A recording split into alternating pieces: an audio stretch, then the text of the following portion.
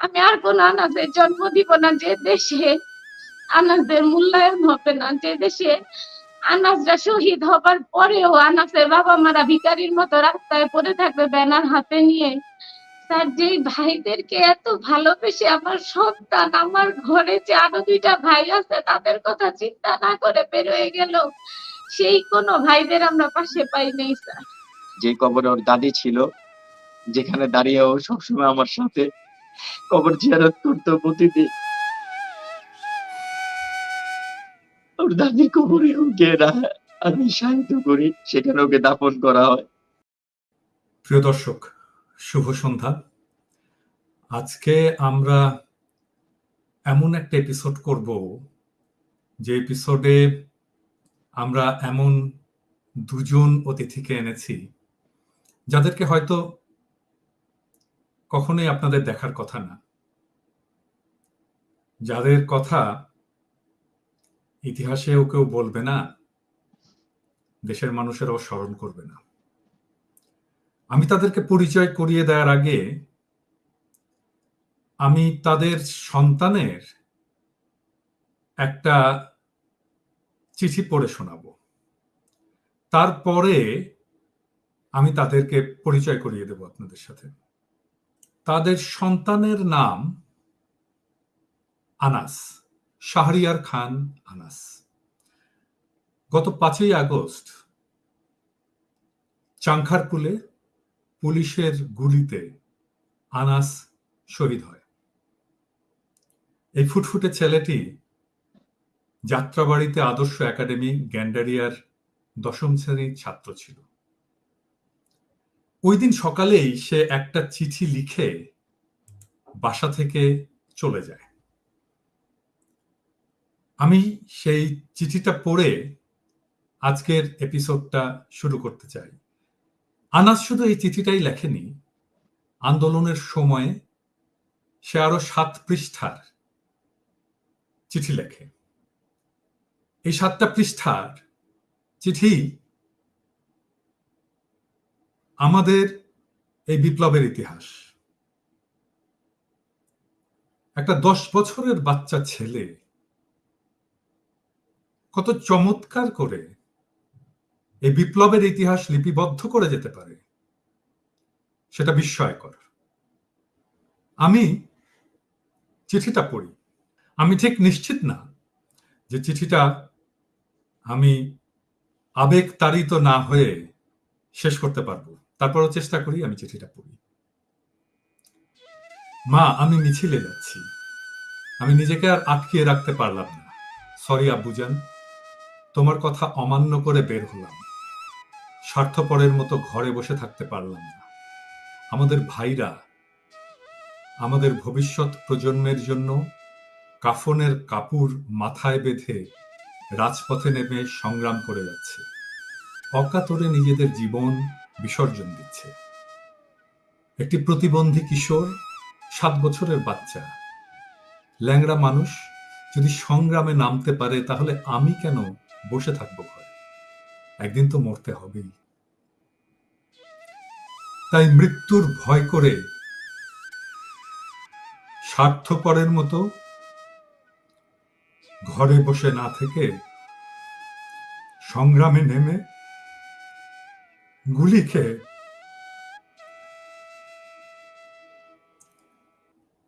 বীরের মতো মৃত্যু অধিক শ্রেষ্ঠ।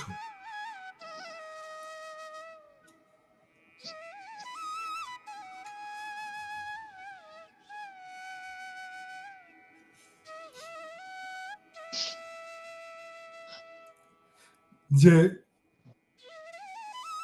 অন্যের জন্য নিজের জীবনকে বিলিয়ে দেয়, সেই প্রকৃত মানুষ। আমি যদি বেঁচে না ফিরি, তবে কষ্ট না পেয়ে গর্বিত হয়েও জীবনের প্রতিটি ভুলের জন্য ক্ষমা চাই। আনাস, আমাকে ক্ষমা করবেন।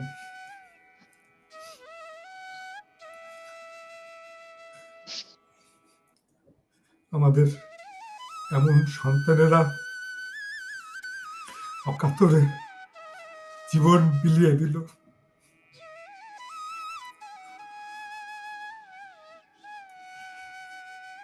সবচেয়ে কষ্টের কথা কি জানেন? আমরা কয়জন আনাসের কথা জানি? কি সাহস, কি কমিটমেন্ট, কি বীরত্ব! যেন মনে হচ্ছিল যে সে জানে সে শহীদ হওয়ার জন্য তৈরি। আমি পরিচয় করিয়ে দিই আনাসের বাবা, গর্বিত বাবা এবং মাকে। আপনাদেরকে আমার শ্রদ্ধা। এমন একজন ছেলেকে আপনারা জন্ম দিয়েছেন,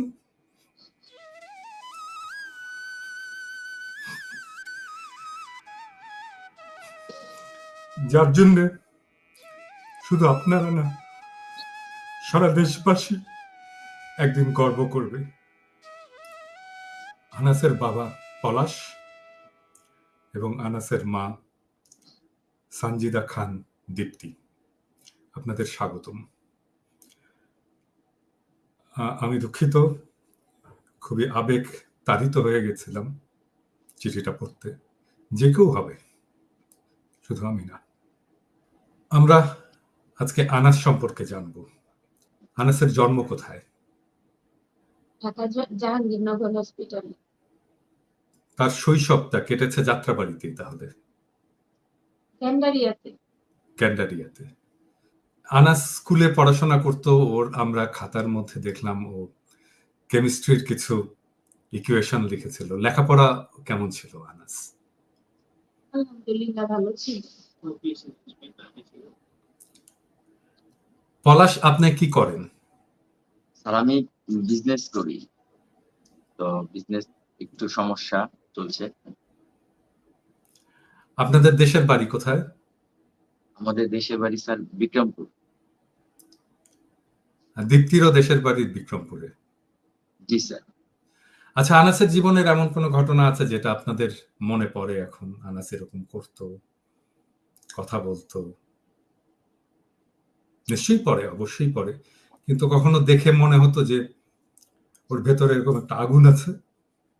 তার আমাদের জীবনের ওর নিয়ে একটা স্মরণীয় ঘটনা, সেটা হচ্ছে ওর পরীক্ষার সময় ছিল, ক্লাস 5-এ পড়ে তখন।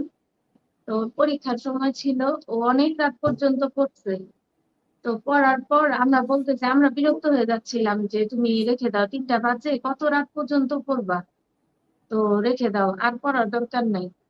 পরে সে বলতেছে না মা আমি শেষ করি, তারপর ওর জন্য আমরাও ঘুমাইতে পারছিলাম না। পরে আমরা ওর পড়া শেষ হইলো, পরে আমরা ঘুমাইলাম। সে স্কুলে সকালে যথা টাইম স্কুলে গেল, পরীক্ষা দিল, পরীক্ষা দিয়ে আসলো। আসার পরে এসে সে ঘুমাইলো। ঘুমানোর পরে ওর বাবা, আমি বাসায় ছিলাম না, ওর বাবা বের হয়েছিল, তা আমাদের গেট লক সিস্টেম লক করে ওর বাবা বেরিয়ে গেছে। তো এখন তারপর যখন ওর বাবা ঘরে ফিরছে, ওর বাবা ভাবছে যে নক করলে তো গেট খুলে দিবে, তো সে গেট খুলে না। অনেক নক করা হচ্ছে, অনেক নক করা হচ্ছে, সে গেট খুলে না। পরে ওর বাবা ওর নানাকে কল দিল, আমি বাইরে ছিলাম, আমাকে জানায় নাই। কল দিল যে আপু আপনি একটু আসেন, এরকম আনাস তো ভিতরে, ঘরের ভিতরে, আনাস তো গেট খুলছে না। পরে ওর নানা আসলো, এসে আমরা ভাড়া থাকি, আমাদের বাড়িওয়ালাকেও ডাকা হইলো, আসলো। আসার পরে তারা সবাই গেট পিটায় ভেঙে ফেললো, ভেঙে তারপর ঘরে ঢুকলো। ঢুকার পরে যে দেখি ছেলে আমার ঘুমাচ্ছে। আরে আলহামদুলিল্লাহ। আরে মানে সে তার পড়া শেষ করে তারপর পরীক্ষা দিল, তারপর সে এমন ভাবে ঘুমাইছে যে আমরা তো পুরা ভয় পেয়ে গেছি যে ছেলের আমার কি হয়েছে। এত মানে গেট পিটায় ভেঙে ঘরে ঢুকা হয়েছে, সে ঘরে ঢুকার পরে দেখা যাচ্ছে যে সে ঘুমাচ্ছে। সে কতটা ক্লান্ত, সে তার যে পড়ার, লেখাপড়া করতে করতে করতে জি, করতে ক্লান্ত হয়ে জি, গেছে। তারপর আর একটু পরে তারপর পরীক্ষা দেওয়ার পরে সে ঘুমাইছে যে গেট ভেঙে ফেলা হয়েছে, কিন্তু আমরা সবাই ভয় পেয়ে গেছি যে তাহলে কি আনাসের কিছু হইলো, কারেন্ট শর্ট খাইলো কিনা বা কোনো সমস্যা হলো কিনা। তো পরে আমরা ঘরে ঢুকারও প্রায় মনে হয় 30-40 মিনিট পরে সে ঘুম থেকে উঠছে। সে জানেই না যে গেট ভাঙা হয়েছে বা এমন কিছু হয়েছে। তো এটা আনাসের আনাসকে নিয়ে আমাদের জীবনের একটা স্মরণীয় ঘটনা, যে কতখানি ক্লান্ত ছিল ছেলে আমার, যে সে তার পড়া শেষ না করে ঘুমায় নাই। তার পড়া শেষ করে স্কুলে গেল, পরীক্ষা দিল, আসলো, তারপর যে ঘুমাইলো, মানে সে রিল্যাক্স, সে তার কাজ শেষ করে আসছে, করে এসে ঘুমাইলো। তো ঘুমানোর পরে তাকে আর মানে জাগানো যায়নি, এত ক্লান্ত সে, যে গেট ভেঙে ফেলছি, আমরা ঢুকছি কিন্তু সে উঠে নাই। তো এইটা একটা স্মরণীয় ঘটনা স্যার। আনাসের মৃত্যু সংবাদটা কিভাবে পেলেন আপনারা? আমি জানি এটা খুব বলতে আপনাদের খুব কষ্ট হবে, বাট এটা দর্শকদের জন্য জানা দরকার, রেকর্ড হিসেবেও আনাস থাকা দরকার। আনাস তো আন্দোলনে যাবে কয়েকদিন ধরেই আমাদের খুব বলতেছিল, আমিও যাওয়ার জন্য তৈরি ছিলাম। তো ওর বাবা অনুমতি ছিল না, ওর বাবার অনুমতি ছিল না, ওর বাবা বলতে মানে অনুমতি দিচ্ছে না, শুধু আমাদের আশা দিত যে যাবো, আমরা সবাই যাবো, একটু ওয়েট করো, দেখি কি হয়, সামনে কি হয়। তো এরকম এই জন্য আমাদের অনুমতি দিচ্ছিল না বের হওয়ার। তো যেদিন লং মার্চ টু ঢাকা ডাক দিল সমন্বয়করা, তো সেদিন আমরা মা ছেলে আমাদের এই গত মানে 1 আগস্ট থেকেই আমাদের টিভিতে নিউজ চলতো খালি এগুলা নিয়ে। আমরা ইউটিউবে বেশি দেখতাম, কারণ তখন তো নিউজে তেমন কিছু দেখাইতো না টিভিতে। তো ইউটিউবে লাইভ গুলা দেখতাম। তো ওগুলা দেখে 4 তারিখ রাত্রে জানলাম যে এরকম লং মার্চ টু ঢাকার একটা ডাক দেওয়া হয়েছে। প্রত্যেক পরিবার থেকে, ঢাকার বাইরে যারা থাকে সমন্বয়করা বললো প্রত্যেক পরিবার থেকে একজন হলেও আসতে। তো আমরা মা ছেলে এটা নিয়ে খুব বলাবলি করছিলাম। তো রাতের প্রায় 2:30-3টা তখন ওর বাবা, আমরা একটা লাইভ দেখছিলাম যে শহীদ মিনারে আপনার হচ্ছে, শহীদ মিনারে আপনার অনেক মানুষ জমায়েত আছে। তো ও তখনও বলছিল যে মা চলো আমরা এখন যাই, এখন যাই। পরে আমি বলতেছি, ওর বাবা বলতেছে যে মা কিভাবে যাব, আমরা বাবা এখন কিভাবে যাব এত রাতে, আর যেহেতু কারফিউ চলতেছে এখন তো আমাদের সেনাবাহিনীরা ওইখানে জমায়েত মানুষ হইতেই দিবে না। তো এটা হয়তো বা ফেক নিউজ, অনেকে এই ভিডিও ছাড়ে না এরকম কিছু। তো ওর খুব মন খারাপ হইলো, মন খারাপ হওয়ার পর ও যে শুয়ে পড়লো। শুয়ে পড়ার পর তারপর পরদিন সকালে, খুব সকালে সে উঠছে। প্রথমে সকালে আমার সাথে দেখা হয়েছে, আমি তখন দেখলাম যে সে মুখ ধুচ্ছে। তো পরে আমাকে আর কিছু বললো না যে আমি কোথাও বাইরে যাবো, আর ওই সময়টাতে তো স্কুলও বন্ধ ছিল, কোচিং ও বন্ধ ছিল, ঘরেই থাকার কথা। তো মুখ ধুচ্ছে। পরে আমি ভাবলাম যে প্রতিদিন যেটা করে, যে স্কুলের পরে সে সরি মানে সকালবেলা ঘুম থেকে উঠে মুখ ধুয়ে সে 2টা বিস্কিট খায়, খেয়ে পড়তে বসে। তো সেদিনও তাই হবে, ব্যতিক্রম কিছু হবে না এরকম। তো পরে আমি প্রায় ওকে দেখলাম, তো আমি ভাবলাম যে সে পড়তে বসবে। তো আমি প্রায় তখন বাজে হয়তো 9:30 কি 9:45, 10টা, যাই হোক এরকম একটা টাইম হবে, আমি এক্স্যাক্টলি বলতে পারছি না। তো পরে ও আমাদের প্রত্যেকদিন সকালে নাস্তাটা ও এনে দিত। তো নাস্তাটা আনার জন্য ওর ভাইকে আমি বললাম যে ভাইয়াকে ডাকো, নাস্তা আনতে যাও ভাইয়ার সাথে। পরে ও গিয়ে দেখে ওর রুমে ও নাই। নাই পরে আমি গেলাম যে ও কোথায় গেল, যে দেখি ওর পড়ার টেবিলের উপর ও একটা মানে এই চিঠিটা যেটা রেখে গেছে, এটা ভাঁজ করা ছিল। তো আমি গিয়ে সামনে গেলাম, গিয়ে চিঠিটা দেখলাম। দেখার পর আমার খুব মন খারাপ হয়ে গেল চিঠিটা দেখে। তো তারপর ওর বাবা শুয়েছিল, যেহেতু ওই দিন অফ ডে, ওর বাবা একটু দেরি করে উঠছে, 11টার দিকে উঠছে। পরে ওর বাবা উঠে বলতেছে যে আনাস কোথায়। পরে আমি বললাম যে আনাস তো এরকম মিছিলে গেছে, তো উম এরকম একটা চিঠি লিখে গেছে, আমাকেও বলে যায় নাই, এরকম একটা চিঠি লিখে গেছে। তো তখন আর ওর বাবা সেই চিঠিটা আর পড়ে নাই। তো ওর বাবা চিঠিটা রাখলো, আমাদের ঘরের একটা আল্লাহর কালামের পাশে চিঠিটা রাখলো, বললো যে ঠিক আছে, গেছে যখন আল্লাহ হেফাজত করবে। ওর বাবাও রাগ হইলো না, দেখলাম যে মানে স্বাভাবিক। রাগ হইলো না যে ছেলে না বলে কেন বের হইলো বা কিছু, এরকম কিছু না। তো পরে আমার খুব খারাপ লাগতেছে, ভিতরে আমি দোয়া পড়তেছি। তো পরে এরকম করে এর মধ্যে দেখি যে ওয়াইফাই বন্ধ, টিভিতেও কিছু দেখাইতেছে না, শুধু একটা ব্রিফিং হচ্ছে যে সেনাবাহিনী প্রধান 2টা বাজে একটা বক্তব্য দিবে। আমার খুব খারাপ লাগতেছিল, আমি শুয়েছিলাম।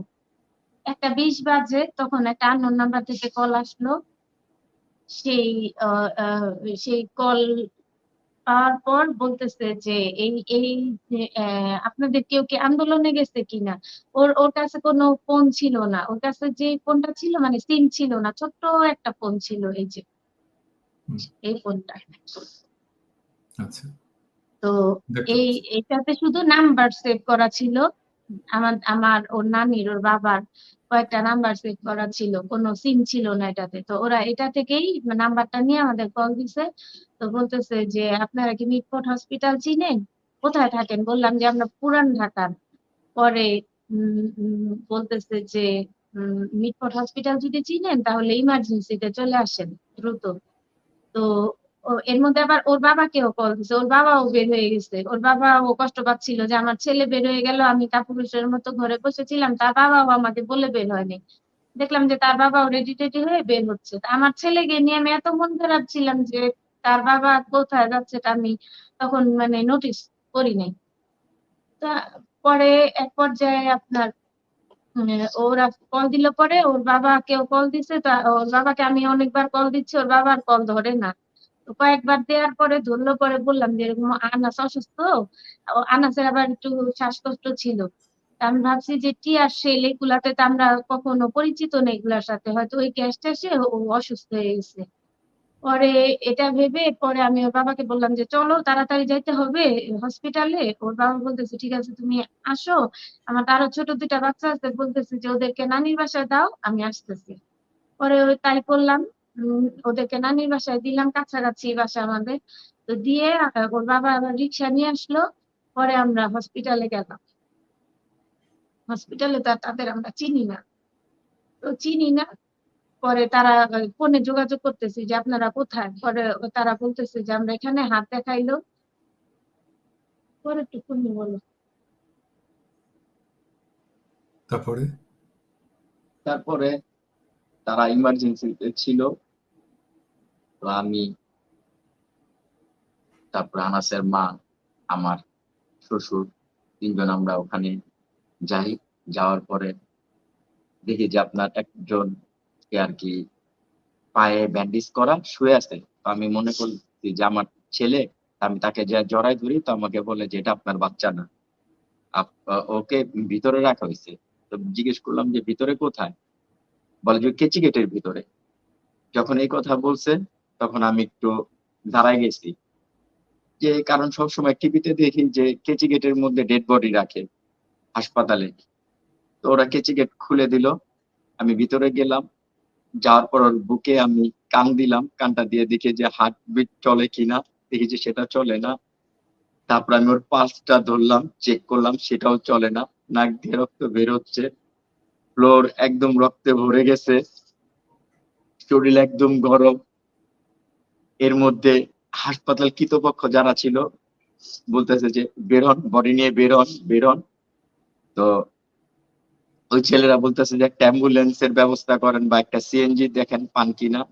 তো আমি হাসপাতালের থেকে বাইরে আসছি, কিছুই নেই, রাস্তায় ছুটাছুটি করতেছি। একটা রিক্সাওয়ালাকে বলার পরে সে রাজি হয়। তো আমি রিক্সা নিয়ে হাসপাতালের গেটে গিয়ে দেখি যে ওরা স্ট্রেচারে অলরেডি হাসপাতাল থেকে ওকে বের করে রাখছে বাইরে, হাসপাতালের বাইরে। এটা হলো স্যার সলিমুল্লাহ মিটফোর্ড হাসপাতাল এটা। হুম। তো পরে সেখান থেকে আমরা রিক্সার মধ্যে তুলি, রক্ত পড়তেছে, অঝরঝরে রক্ত, সারা কোথায় রাস্তা গুলি ভরে লাগছিল? রক্ত। গুলি কোথায় গুলি লাগছে? লাগছে বুকে বাম পাশে, বাম পাশটার মধ্যে গুলিটা লাগছে হাড়ের এইখানটা। পিছন দিক দিয়ে গুলিটা বের হয়ে গেছে। তো আপনার ওকে নিয়ে আমরা যখন বাসায় আসি, এলাকার মানুষ সবাই জড়ো হয়, সবাই অবাক হয়ে যায় যে ওকে তো কেউ দেখেনি কখনো রাস্তায় দাঁড়িয়ে 1 কাপ চা খেতে। এই ছেলে আন্দোলনে কিভাবে গেল?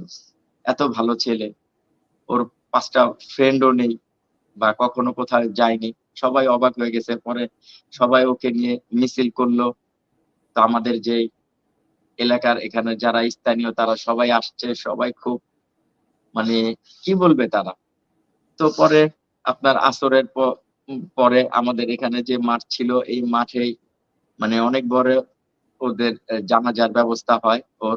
আর ওর সাথে আরেকটা ছেলেও মারা যায় পাশের এলাকার, দুইজনের জানাজা একসাথে দেওয়া হয়। ওর নাম জুনায়েদ। তো পরে ওকে আমরা আসরের পরে আপনার দাফন করি ওর দাদির কবরে, যে কবরে ওর দাদি ছিল, যেখানে দাঁড়িয়ে ও সবসময় আমার সাথে কবর জিয়ারত করতো প্রতিদিন। ওর দাদির কবরে ওকে আমি শায়িত করি, সেখানে ওকে দাফন করা হয়। জুরাইন এবং আমি জুরাইন জুরাইন কবরস্থান, জি, ওখানে ওখানে আমি ওকে রাখি এবং আমি নিজে ওকে দাফন করি।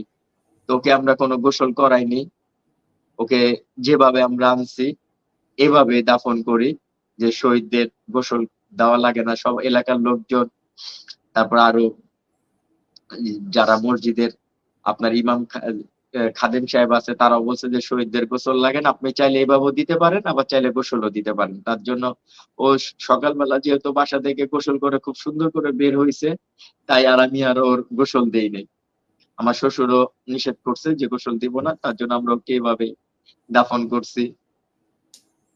আচ্ছা, আপনারা কি বাসায় রাজনীতির আলাপ করতেন ওর সামনে? স্যার আমরা রাজনীতি নিয়ে মানে রাজনীতির বিষয়ে আমাদের তেমন কোনো ইয়া ছিল না, কিন্তু যখন কোটা আন্দোলন শুরু হয় তখন আমরা এত উদ্বিগ্ন ছিলাম না। কিন্তু যখন মানুষগুলা মারা শুরু হইলো, মানে নিরস্ত্র মানুষের উপর এইভাবে গুলি চালানো হইলো, তখন থেকে আমরা খুব কষ্ট পাচ্ছিলাম। আমাদের এই আন্দোলনে যোগদান করতে চাওয়ার যে ইচ্ছাটা জাগলো সেটা এই কারণে যে কোনো একটা স্বাধীন দেশে, আমার ছেলের লেখাগুলো দেখলে দেখবেন যে ও লিখে গেছে যে কোনো স্বাধীন দেশে তো এটা হয় না। আমার পুলিশ হচ্ছে জনগণের বন্ধু, সে বন্ধু যদি বন্ধু না হয়ে শত্রুর ভূমিকায় এভাবে সাধারণ জনগণের উপর গুলি চালায়, রক্তাক্ত করে, যে আমাদের নিরাপত্তা দিবে সেই আমাদের জন্য মানে হুমকি স্বরূপ হয়ে গেছে, সেই জিনিসটাই আমরা ছিল স্যার। আমরা ওই চিঠিগুলো পড়বো এবং এটা দর্শকদেরও জানা দরকার, দেখা দরকার যে একটা 10 বছরের ছেলে কি ম্যাচিউরিটি 16 বছর। ক্লাস 10-এ পড়া ছেলে কি ম্যাচিউরিটি নিয়ে এই চিঠিগুলো লিখেছে, কি রাজনৈতিক পরিপক্কতা নিয়ে এই চিঠিগুলো লিখেছে। আপনারা কি আপনাদের সাথে সরকার থেকে কেউ যোগাযোগ করেছে? স্যার আমার ছেলে চিঠিটাতে দেখবেন যে এটাতে পড়েছেনই তো, আপনি এখানে লেখা আছে যে আমার ভাইরা কাফনের কাপড় মাথায় বেঁধে রাজপথে নেমে সংগ্রাম করে যাচ্ছে। স্যার যেই ভাইদেরকে এত ভালোবেসে আমার সন্তান, আমার ঘরে যে আরো 2টা ভাই আছে তাদের কথা চিন্তা না করে বের হয়ে গেল, সেই কোনো ভাইদের আমরা পাশে পাই নাই স্যার। অনেকভাবে যোগাযোগ করার চেষ্টা করছিলাম, শুধুমাত্র একটা কারণে যে আমরা মামলা করতে চাইছিলাম রাষ্ট্রপক্ষ হয়ে, তো এই কারণে তাদের সাথে কানেক্টেড হইতে চাইছিলাম। মামলা তো কি হয়েছে? মামলা করা না হয়েছে? স্যার আমরা করি নাই এখনো স্যার, আমরা চাইছিলাম যে রাষ্ট্রপক্ষ যে মামলা করবে ওইটার সাথে আমরা সম্পৃক্ত থাকতে। আপনারা মামলা করেননি, কিন্তু কাদের সাথে যোগাযোগ করতে চেয়েছিলেন আপনারা? সমন্বয়কদের সাথে স্যার। কোথায় গেছিলেন দেখা করার জন্য তাদের সাথে? শহীদ মিনার যাওয়া হয়েছে, বিভিন্ন মানুষের মাধ্যমে তাদের সাথে রিচ করার, যোগাযোগ করার চেষ্টা করা হয়েছে, কিন্তু সম্ভব হয়ে ওঠে নাই। কোনোভাবে কথা বলেনি? কথা বলেনি? না স্যার, না স্যার। তারপর টিভিতে যে নাম্বার গুলা দিত যে এই সব নাম্বারে যোগাযোগ করা যাবে, ওগুলাতেও স্যার কোনো কাজ হয়নি। কেউ যোগাযোগ করেনি। আপনি কি টিএসসি তে গেছিলেন পলাশ? জি স্যার, আমি 4 দিন গিয়েছিলাম। তারপরে আপনার ওই এক একজনের হাতে ধরছি যে ভাইয়া একটু তাদের কারো নাম্বারটা আমাকে একটু দেন বা আমার সাথে একটুখানি যোগাযোগ করার ব্যবস্থা করেন বা করেন। তারা আমাকে বলে যে তাদের নাম্বার নেই বা তাদের ফোন দিলে তারা ধরে না, যে তাদের অনেক সমস্যা, এইটা সেটা নানান অজুহাত দেখায়। তো আমি কোনোভাবে তাদের সাথে যোগাযোগ করতে পারিনি। তো যখন আনন্দ মিছিলে সাজ্জিদ শহীদ ইমাদ যেটা আপনার সেপ্টেম্বরের 5 তারিখ যে হুম। সার্জিস আর হলো আপনার ওই হাসনাত আব্দুল্লাহ ছিল। তো আমি চিন্তা করলাম যে আমি তাহলে কথা বলবো, তাদের সাথে আমি কথা বলবো। তো পরে আমি ওই এক ভাইকে বললাম যে আমি একটু আনাসের ডকুমেন্টটা ওদেরকে একটু দিব, ভাইদের একটু আমাকে একটু মানে এই জিনিসটা দিব, একটু কথা একটু বলে দেন আপনি। তো তখন ওর একটা চেনের মধ্যে ছিল, সবার হাত সবাইকে ধরে রাখছে। তো মাইকে এক ছেলে ওখান থেকে বলতেছে যে কেউ চেনের মধ্যে যেন ঢুকতে না পারে। তো ওই ছেলেটা ভাইটার নাম আমি জানি না খুব, সে আমাকে বলতেছে যে এটা আনাসের বাবা। হুম। সার্জিস তাকে বলতেছে যে এটা আনাসের বাবা। তো হুম। সে বলতেছে যে আসেন আমাদের এখানে। তো আমি হাসনাত আব্দুল্লাহ সার্জিসের দুইজনের সামনে যখন যাই, তখন আরেকজন বলতেছে যে আপনার এ তো শহীদের বাবা। হাসনাত আব্দুল্লাহ বলতেছে এ তো শহীদের বাবা, সে সাইডে যান। আমাকে বলতেছে আপনি সাইডে যান, ওই পাশে গিয়ে সাইডে দাঁড়ান। তো আমি ওই পাশে দাঁড়ালাম। আরেকজন কে বলল সেটা আমি শুনতে পাইনি। সে বলতেছে যে সামনে উনি আমাদের চেনে কেন থাকবে, সে সামনে থাকবে। তো তখন সামনে আমাকে দিয়ে দেয়। তো তারপরে আর আমি তাদের সামনেও যেতে পারিনি, তাদের ওই আনাসের ফুল ডকুমেন্টটা সেটাও আমি আর কি আপনার তাদের দিতে পারিনি, ডেথ সার্টিফিকেট, হাসপাতালের সবকিছু আপনার ওই এ টু জেড নিয়ে গেছিলাম, কিন্তু তাদের দিতে পারিনি। তো অনেক চেষ্টা করছি আর কি তাদের সাথে স্যার যোগাযোগ করার জন্য, কোনোভাবেই পারিনি।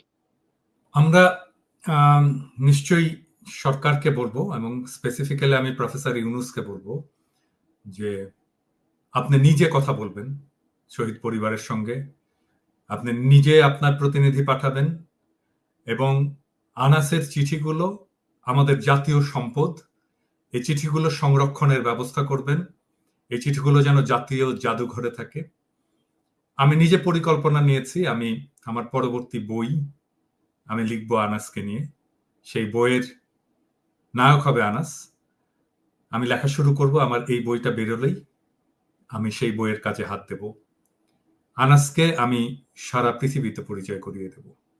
এরকম একজন মহাকাব্যিক সংগ্রামের নায়ককে আমি সারা দুনিয়াতে পরিচয় করিয়ে দেব, এটা আমার শপথ। আমি এখন আপনাদেরকে পড়ে শোনাবো আনাসের সেই 7 পৃষ্ঠার চিঠি। আমি বলবো সমন্বয়কদেরকেও, কারণ সমন্বয়কদের সম্পর্কে 7ম পৃষ্ঠায় সে কিছু কথা লিখেছিল। আপনারা দেখবেন যে এই 7 পৃষ্ঠার চিঠিতে কি দারুণ পরিপক্কতায় সে বাংলাদেশের ফ্যাসিবাদকালীন সময়ের রাজনীতিকে সে লিখেছে। আমরা পড়া শুরু করি 1ম পৃষ্ঠা থেকে। 1 নম্বর পৃষ্ঠা থেকে আমরা পড়া শুরু করি। আজ 2024 সালে আমরা আমাদের জীবনের এমন এক পর্যায়ে এসে হাজির হয়েছি যেখানে নিজের দেশে আমরা নিজেরাই নিরাপদ না। স্বাধীন দেশ হলেও জাতি তার নিজের দেশেই স্বাধীনতা পাচ্ছে না। পৃথিবীতে হয়তো এমন আরেকটি দেশও নাই যেখানে জাতি তার নিজের দেশেই পরাধীন। সরকার তার অপকর্মের জোরে দেশের মানুষগুলোকে দমন করে রেখেছে। 2024 সালের চলমান এই শিক্ষার্থীদের কোটা সংস্কার আন্দোলনে সরকারের নির্দেশে পুলিশ, বিজিবি, র্যাব, ডিবি, সেনা সদস্য, আবার অন্যান্য দল, যুবলীগ, ছাত্রলীগ ইত্যাদি দল এই শিক্ষার্থীদের উপরে নির্বিচারে গুলি চালায়। তাদের উপরে ইটপাটকেল, রাবার বুলেট, গ্রেনেড, টিয়ারশেল ইত্যাদি অস্ত্র ব্যবহার করে হামলা চালানো হয়। হেলিকপ্টার থেকে তাদের উপরে গুলি করা হয়, টিয়ারশেল ছোড়া হয়। শত শত শিশু, কিশোর, তরুণ, যুব সমাজ নিহত হন। হাসপাতালগুলোর মর্গে রয়েছে লাশের বন্যা। এছাড়াও আহত হয়েছে হাজার হাজার মানুষ। ঢাকার মেডিকেল কলেজ হাসপাতাল রোগীর চিকিৎসা দিতে ডাক্তারেরা হিমশিম খাচ্ছেন। অনেকেই চিরকালের জন্য পঙ্গু হয়ে গিয়েছে। শহীদদের মধ্যে আবু সাইদ, মুগ্ধ, এদের মৃত্যুগুলো মর্মান্তিক অনেক বেশি। আবু সাইদকে পুলিশ অকারণে গুলি করে মারে। শহীদ মুগ্ধ বেঁচে থাকা অবস্থায় আন্দোলনকারী শিক্ষার্থীদের জন্য পানি, খাবার বিতরণ করছিল। তখনই পুলিশ তাকে মাথায় গুলি করে হত্যা করে। এছাড়াও জানালা থেকে দেখার জন্য একটি শিশু বাইরে তাকালে পুলিশ ওই শিশুটিকে গুলি করে। গুলি তার চোখ দিয়ে ঢুকে মাথা ছেদ করে বেরিয়ে যায়। এমন অসংখ্য মানুষকে পুলিশ নিজেদের অপশক্তি ব্যবহার করে হত্যা করে। তবে সবচেয়ে বেশি কষ্টের হচ্ছে এই দায় সরকার নেবে না। সরকারের মতে পুলিশের গুলিতে ছাত্ররা মারা যায়নি, কোনো এক তৃতীয় পক্ষ, জামাত, শিবির, বিএনপি, তারা নাকি এসব করেছে। এছাড়াও বিভিন্ন যে নাশকতামূলক কার্যকলাপ করা হয়েছে, বিভিন্ন স্থাপনায় আগুন দেওয়া, ভাঙচুর ইত্যাদি তারাই করেছে বলে সরকার দাবি করে। সরকার নিজেই ছাত্রদের হত্যা করিয়ে আবার রাষ্ট্রীয় শোক পালন করে, মিলাদ মাহফিল করে। পুলিশ প্রতি রাতে শিক্ষার্থীদের ঘর থেকে তুলে গ্রেপ্তার করেছে, তাদের উপরে মধ্যযুগীয় কায়দায় রিমান্ডের নামে বর্বর নির্যাতন করেছে, ছাত্রদের গণহারে গ্রেপ্তার করেছে। এইসব ধামাচাপা দিতে কারফিউ জারি করে রেখেছে দেশব্যাপী। এছাড়াও সরকারের বিরুদ্ধে কেউ কথা বললে সরকার তাকে গুম করে দেয়, কিংবা মিথ্যা মামলা দিয়ে গ্রেপ্তার করে রিমান্ডের নামে জানোয়ারের মতো অত্যাচার করা হয়। ডাকসুর সাবেক ভিপি নুরুল হক নূরকে মিথ্যা মামলায় গ্রেপ্তার করে তাকে রিমান্ডে অসহনীয় অত্যাচার করা হয়। এর একটি কারণ, তিনি সরকারের বিরুদ্ধে কথা বলেছিলেন। এছাড়াও ছাত্র আন্দোলনের 6 সমন্বয়কের মতের বিরুদ্ধে তাদের ডিবি অফিসে নিয়ে মৃত্যুর ভয় দেখিয়ে এই আন্দোলন প্রত্যাহার ঘোষণা দেওয়া হয় এবং তাদেরকে ডিবি হেফাজতের অধীনে রাখার নাম করে আটকে রাখা হয়। ছাত্ররা তো কোনো অন্যায় দাবি করেনি, তারা তাদের 8 দফা দাবি আদায়ের জন্য শান্তিপূর্ণ আন্দোলন করছিল। কিন্তু এই আন্দোলনকে একটি রক্তক্ষয়ী আন্দোলনে পরিণত করেছে সরকার। একটি জীবনের মূল্য কোটি কোটি টাকার চেয়েও অনেক ঊর্ধ্বে। সরকার কি পারবে একটি জীবনকেও ফিরিয়ে দিতে?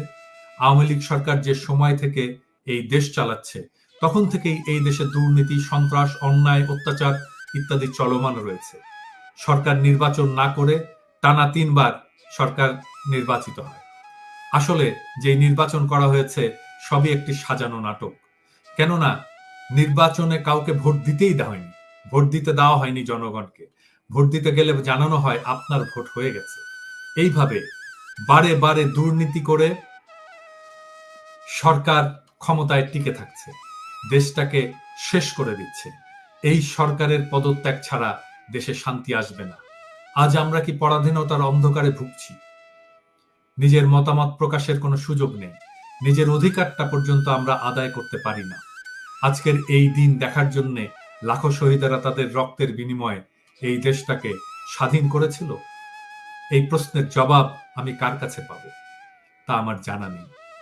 সময় হয়েছে এখন এই পরাধীনতার অন্ধকার থেকে বেরিয়ে আসার, নিজের অধিকার আদায়ের সংগ্রাম করার। আমার তোমার একার দ্বারা কিছুই হবে না, আমাদের সবাইকে একত্রিত হতে হবে। 18 কোটি জনগণ প্রত্যেকের একত্রিত হয়ে সরকারের বিরুদ্ধে সংগ্রাম করব। আমাদের পূর্ব প্রজন্ম তাদের রক্তের বিনিময়ে দেশটাকে স্বাধীন করেছে। এবার আমাদের কর্তব্য, আমরা আবার দেশটাকে স্বাধীন করব। আমরা মনে রাখব এই দেশটা আমাদের দেশটা আমাদের গর্ব, দেশটা আমাদের অধিকার, প্রত্যেকের অধিকার। মনে রাখতে হবে, বাঁচলে মাথা উঁচু করে বাঁচব। তবুও অন্যায়ের সাথে আপোষ করব না, হোক তাতে মৃত্যু। স্লোগান একটিই হবে, আমার দেশ, আমার অধিকার, সইব না আর অন্যায় অবিচার। শেষ পৃষ্ঠায় কিছু কেমিস্ট্রির ফর্মুলা, তার নিচে লেখা সমন্বয় কি। সমন্বয় কি? কোনো কিছু অবধারিত রাখাই সমন্বয়, আর যারা এটিতে নেতৃত্ব দেয় তারাই সমন্বয়ক। বৈষম্য বিরোধী ছাত্র আন্দোলনের সমন্বয়কেরা আপনাদের একজন শহীদের পিতার সাথে কথা বলার সময় হয় না, বারবার করে আপনাদের কাছে দেখা করতে যাচ্ছে বেচারা। আপনারা দেখা করেন না, কথা বলেন না। আপনারা রাষ্ট্র সংস্কার করবেন, কিসের রাষ্ট্র সংস্কার করবেন? এই ফ্যাসিবাদকে যারা হটালো বীরের মতো, আপনারা তো রক্ত দেননি, আপনার বাবা মা তো সন্তান হারায়নি, রক্ত দিয়েছে আনাসেরা, আনাসের মতো ছেলেরা। কি পরিষ্কার স্বচ্ছ রাজনৈতিক চিন্তা। আর তার বাবা মা আপনাদের সাথে দেখা পায় না। লজ্জা লাগে না আপনাদের? লজ্জা লাগে না নিজেদেরকে এই আন্দোলনের নেতা বলে দাবি করতে? সরকারে যারা আছেন, যারা উপদেষ্টা হয়েছেন এই শহীদদের রক্ত মারিয়ে, আপনাদের লজ্জা লাগে না? এইরকম একটা ছেলে যে চিঠি লেখে, যে জানে সে শহীদ হতে যাচ্ছে, সে শহীদ হয়, তার খোঁজ আপনারা জানেন না। ছি, ছি, কি লজ্জা। আনাস আমাদের কাছে বীর হয়ে থাকবে সব সময়। আনাসকে আমরা মনে রাখবো, সারা দুনিয়া জানবে, এবং সারা দুনিয়া এটাও জানবে যে কি নিদারুণ অবহেলা আপনারা করেছিলেন। যাদের রক্তের উপর দিয়ে ক্ষমতার মসনদে আপনারা বসেছিলেন তাদেরকেই ভুলে গেছিলেন। আমরা এর হিসাব নেব, আমরা এর জবাব নেব। আপনারা কি দেশবাসীকে কিছু বলবেন? আমরা আমাদের অনুষ্ঠানের শেষ পর্যায়ে চলে এসেছি। দেশবাসীকে পলাশ এবং দীপ্তি দুজনেই কিছু বলেন। শহীদদের স্মরণে স্মরণ সভার আয়োজন করে শহীদদের বাবা মারা বসে থাকে রাস্তায়, আর আয়োজকরা বসে থাকে চেয়ারে। এটা আমাদের দেশ। এই দেশে আমি আর কোনো বীরের জন্ম দেব না স্যার।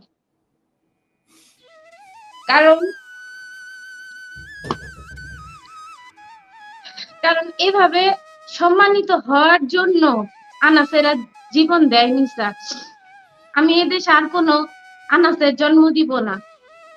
কারণ আমার সন্তানের লাশের উপর দাঁড়িয়ে যারা আজকে সভা সমাবেশ করার মতো স্বাধীনতা পেয়েছে, পেয়ে আমাদেরকেই মূল্যায়ন করে না, আমাদেরকে নক করতে হয়, আমাদেরকে ভিখারির মতো রাস্তায় যে ব্যানার হাতে নিয়ে দাঁড়িয়ে থাকতে হয়, সে দেশে আমি আর কোনো আনাসের জন্ম দেব না। যদি আমার অ্যাবিলিটি নাই স্যার, যদি আমার অ্যাবিলিটি থাকতো তাহলে আমি এদেশেই থাকতাম না। যে দেশের জন্য আমার সন্তান জীবন দিছে, যে দেশের জন্য আমার সন্তান, আমি মা সন্তান হারা হয়েছি, সে দেশে আমি আর কোনো আনাসের জন্ম দিব না। আমি আর কখনো আমার দুই সন্তানকে দেশপ্রেম শিখাবো না স্যার।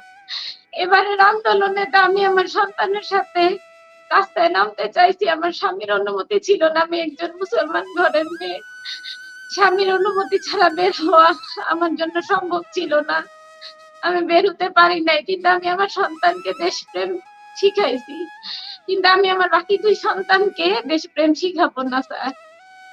আমি আর কোন আনাসের জন্ম দিব না যে দেশে আনাসদের মূল্যায়ন হবে না, যে দেশে আনাসরা শহীদ হবার পরেও আনাসের বাবা মারা ভিখারির মতো রাস্তায় পড়ে থাকবে ব্যানার হাতে নিয়ে। এদেশে যে দেশ তার সম্পদকে আর সম্পত্তিকে মূল্যায়ন করতে না জানে, সে দেশে আর কোনো আনাসের জন্ম হবে না স্যার। আমার সন্তান একজন দেশপ্রেমিক ছিলেন নিঃসন্দেহে।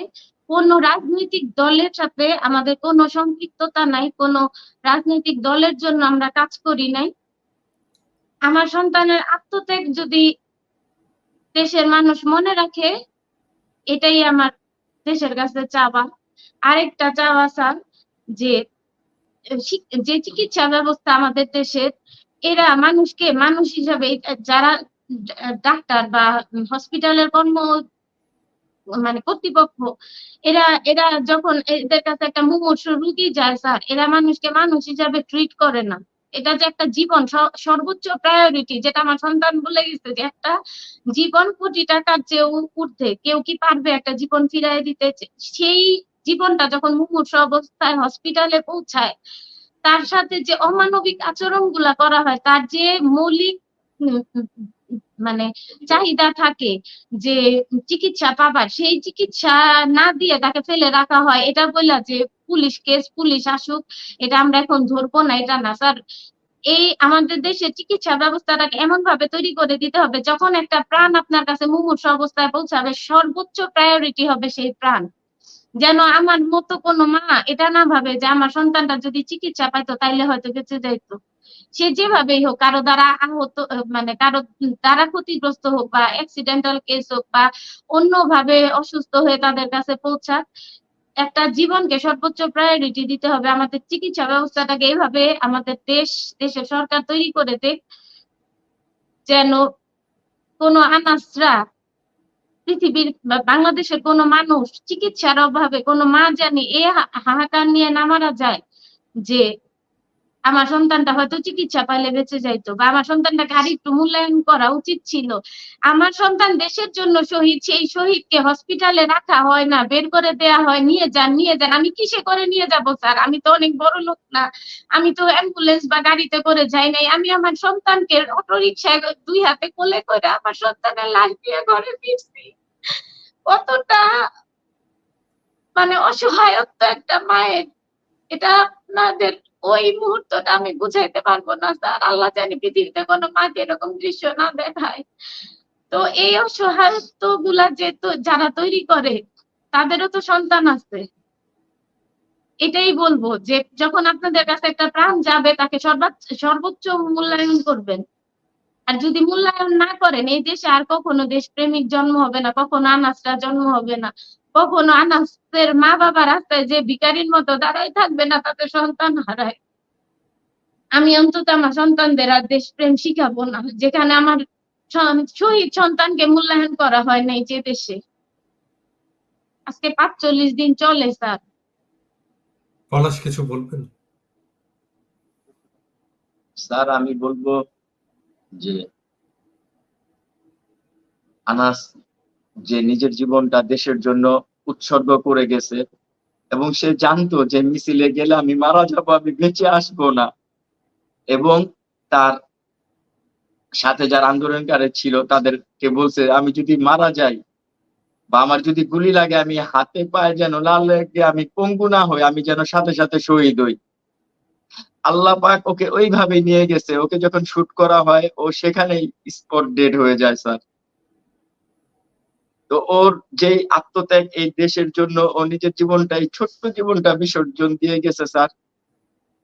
তো এই রক্তের সাথে যেন বেইমানি না হয়, এবং আমাদের এলাকার যারা মানে স্থানীয় এখানকার বাসিন্দার যারা আছে, দীননাথ সেন রোড, যেটা পুরান ঢাকা গ্যান্ডারিয়া বলে, এই দীননাথ সেন রোডটা আপনার শহীদ আনাস সড়ক নামে নামকরণ করা হয়েছে।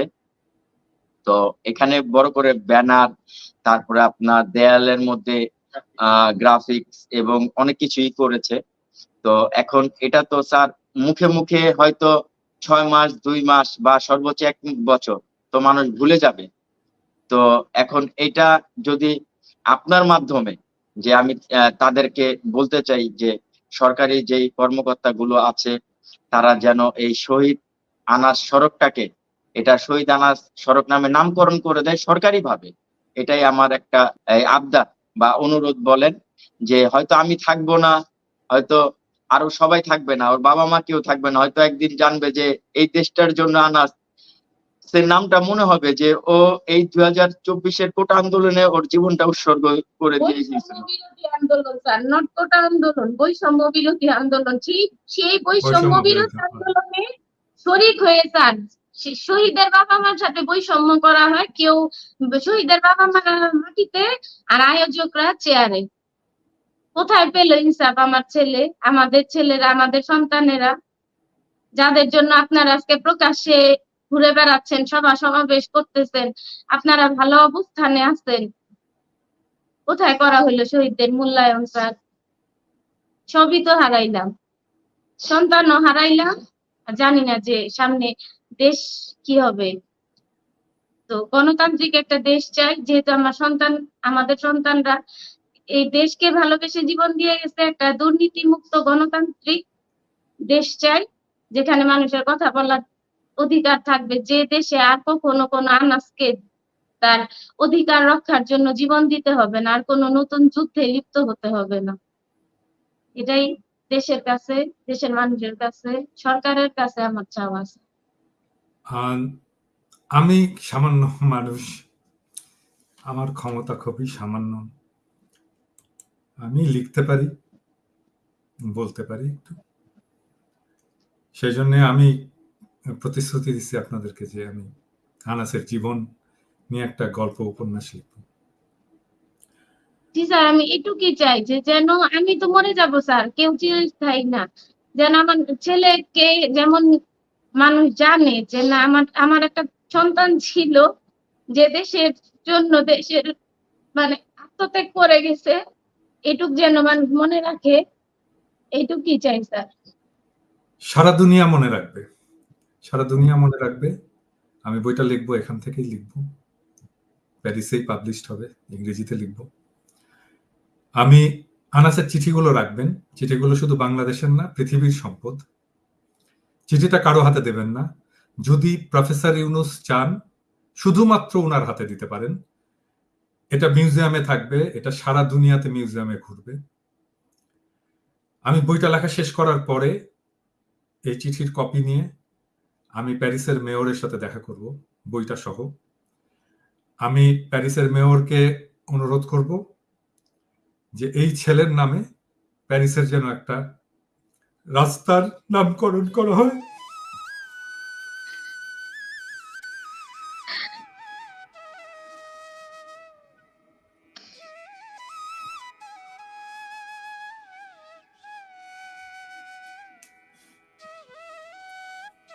আপনারা দোয়া করবেন আমার যেন সেই তৌফিক হয়, আমি যেন বইটা লিখতে পারি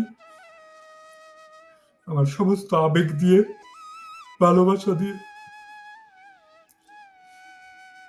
আপনাদেরকে আমার সালাম, শ্রদ্ধা। আপনারা ভালো থাকবেন। আপনাকেও আমাদের সালাম এবং শ্রদ্ধা স্যার, যে আপনি আমার সন্তানকে নিজের সন্তান মনে করে এতটা সম্মানিত করেছেন, আমাদের সাথে যোগাযোগ করেছেন, এই জন্য আপনার কাছে আমরা কৃতজ্ঞ স্যার। আজকের মতো তাহলে বিদায় নিই, যোগাযোগ থাকবে, ভালো থাকবেন। সালাম আলাইকুম। আসসালামু আলাইকুম। আপনিও ভালো থাকবেন স্যার।